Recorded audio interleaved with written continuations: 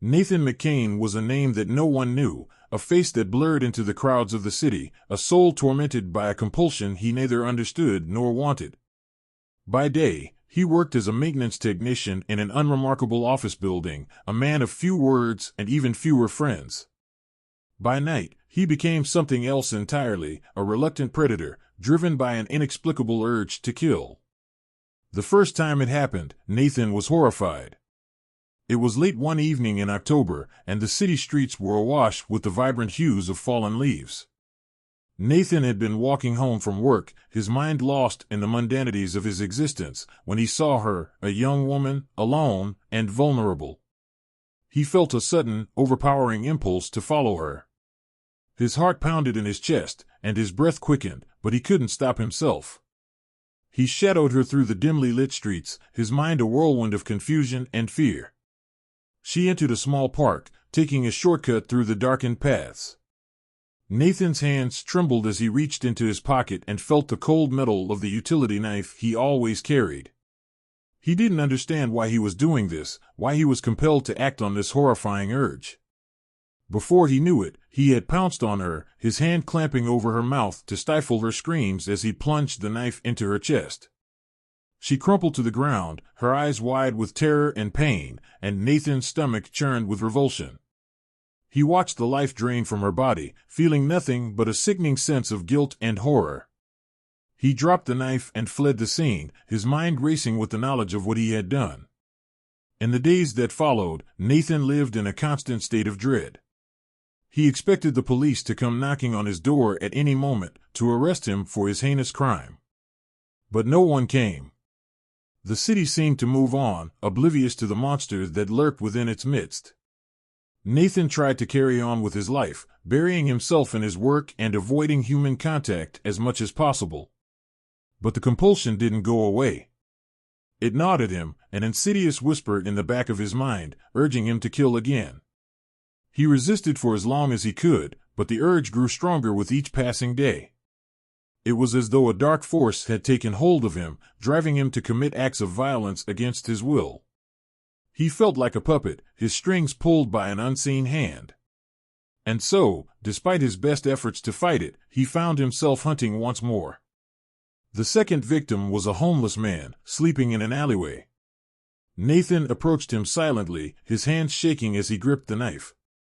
The man's eyes fluttered open just as Nathan struck, and the look of surprise and fear on his face haunted Nathan's dreams for weeks.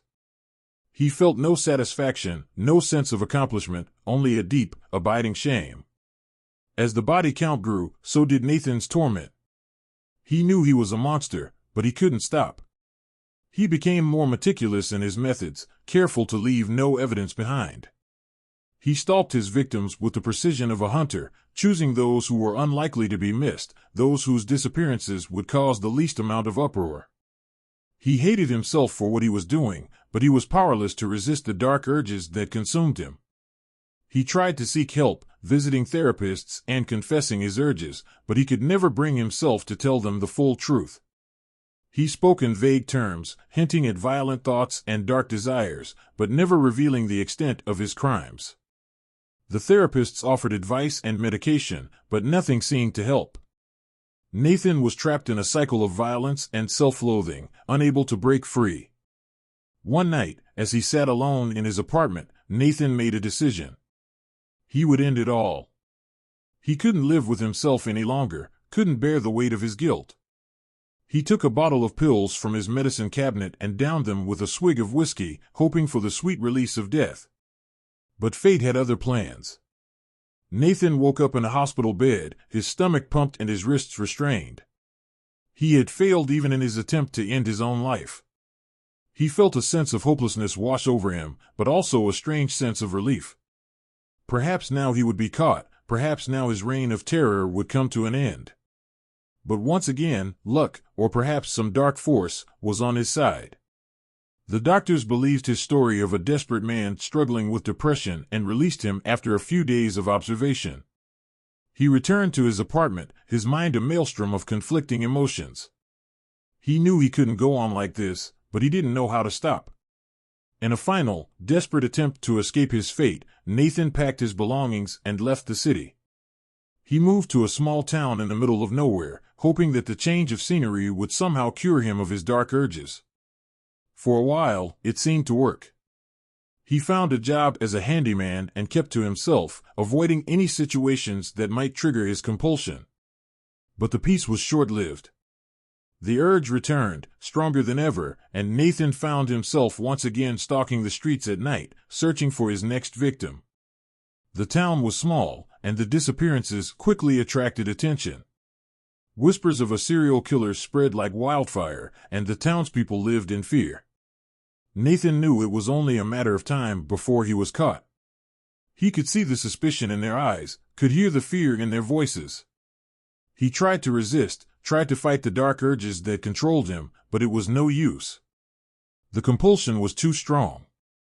One fateful night, as he wandered the streets in search of his next victim, he stumbled upon a young woman walking alone. She reminded him of his first victim, and the memories flooded back, filling him with a sense of dread.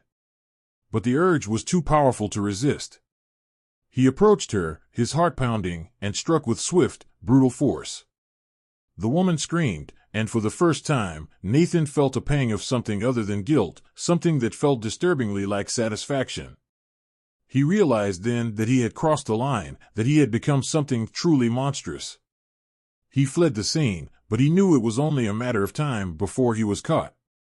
The next day, the town was in an uproar. The police launched a full-scale investigation, and Nathan knew his days were numbered. He packed his bags and left the town, disappearing into the night like a ghost. He moved from place to place, never staying in one location for long, always one step ahead of the authorities. Years passed, and Nathan became a legend, a phantom serial killer who was never caught, a boogeyman whose name was whispered in hushed tones. He continued to kill, driven by the same dark compulsion that had haunted him from the beginning. He hated himself for what he had become, but he was powerless to stop. In the end, Nathan McCain was a man who had been consumed by a force he didn't understand, a force that had turned him into a monster. He was never caught, never brought to justice, and his victims were left to haunt the memories of those who loved them. Nathan McCain was a name that no one knew, a face that blurred into the crowds of the city, a soul tormented by a compulsion he neither understood nor wanted. His story was one of horror and tragedy, a reminder that sometimes the greatest monsters are those that hide within us, waiting to be unleashed.